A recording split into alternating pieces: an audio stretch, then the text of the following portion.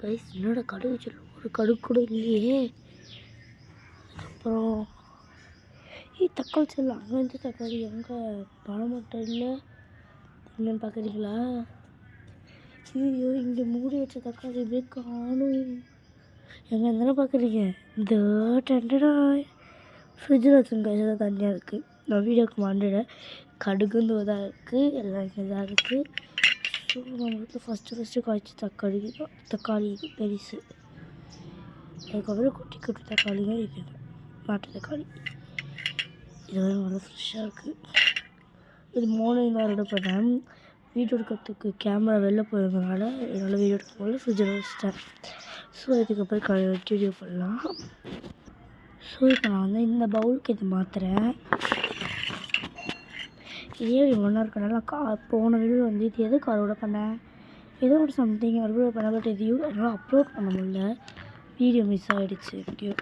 So இதில் வச்சுட்டு இதை எடுத்து நம்ம காய வச்சிடலாம். குட்டிக்கு இந்த மாதிரி இருக்காங்க ஐஸ். ஸோ அதுக்கப்புறம் முத்தாக நல்லா தொங்கிட்டு இருக்கு. என்னை அப்படியே பார்த்து கூப்பிடுது, வா எண்ணெய் எடுத்துகிட்டு போகணும். அதையும் அறுவடை பண்ணிடலாம். என்னென்னு கெஸ் பண்ணியிருப்பீங்க. இங்கே பாருங்கள் ஐஸ், மணத்தக்காளி காய வச்சுருக்கோம். காய்ச்சி மிளகா ரெடி ஆகிட்டே இருக்குது. மிளகா அந்த இதுவாகி கிடந்துச்சு, காய வச்சேன். அதனால் இதை காம்பு தான் இருக்குது.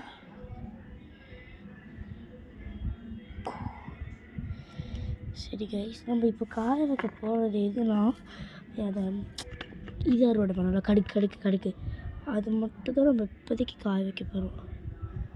இதில் ஒட்டிக்குது கைஸ்.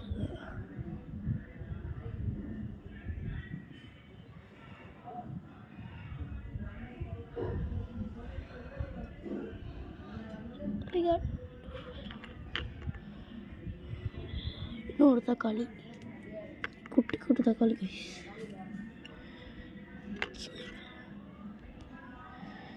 இன்னும் ஒரு காயும் நம்ம குடிக்கலாம்.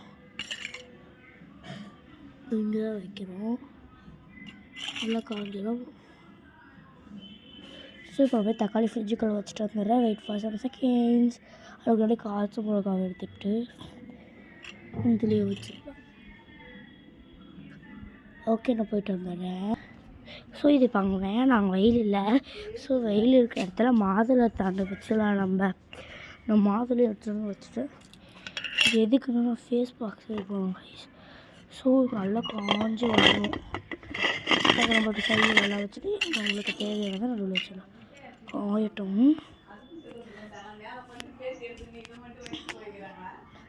பூ வளர்ந்துச்சு கைஸ். இதில்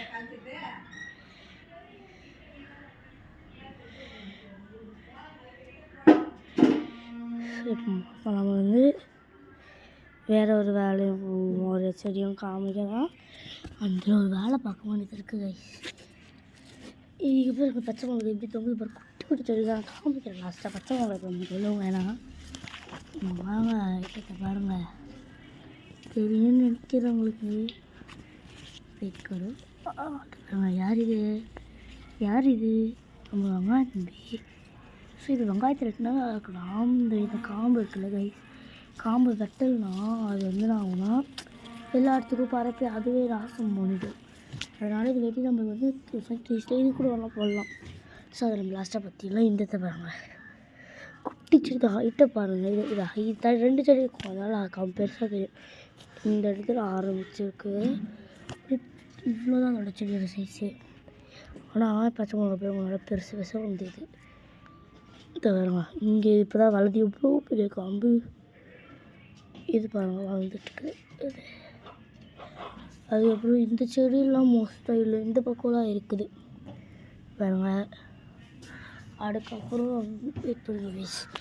வெங்காய செடி 4 இருக்குது வயசாக காமிக்கிறேன். இங்கே பாருங்கள், இதோட ஹைட்டை பாருங்கள். இவ்வளோ தான் இருக்குது, குட்டி தான் பாருங்கள், இவ்வளோ தான் இருக்குது. ஆனால்